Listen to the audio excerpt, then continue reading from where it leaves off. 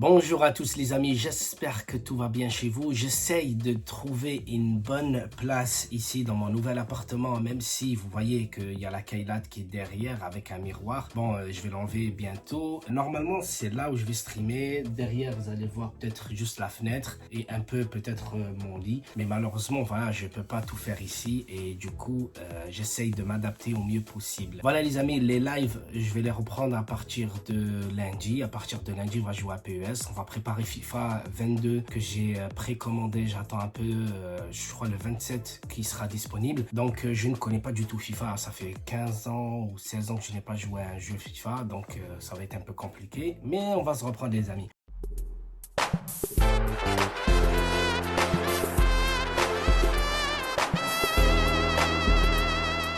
Aujourd'hui, c'était Napoli-Juventus, le troisième match de Serie A. Et la Juventus, elle continue de descendre bien plus profond qu'elle ne l'a jamais été. Pendant ce temps-là, le Napoli est à plus 8 de la Juventus, provisoirement premier. Et la Juventus, privée de ses Sud-Américains, à part Makini qui a été viré de son équipe américaine.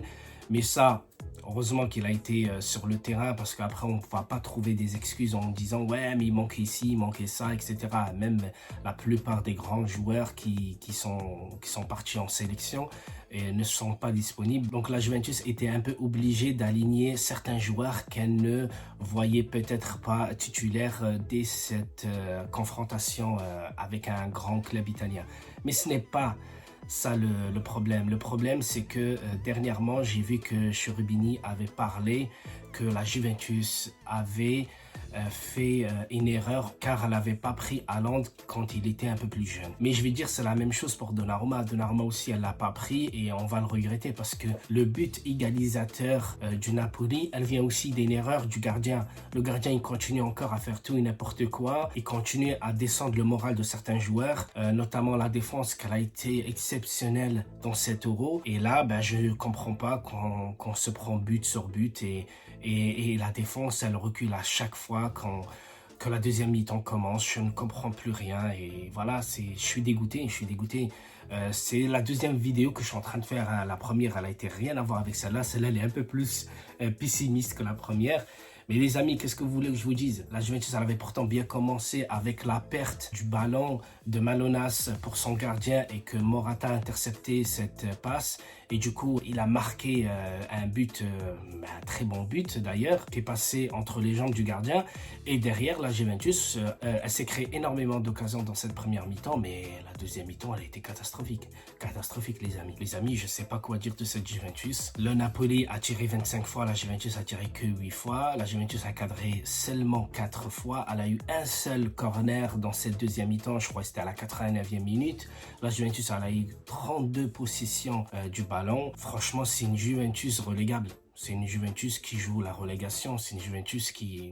Je sais pas. Et pourtant, hein, je continue à dire qu'on a de très bons joueurs, mais mentalement, je pense qu'ils sont tous cuits. Certains joueurs de la Juventus qui ont gagné 9 Scudetti consécutifs, bah, je sais pas ce qui leur arrive.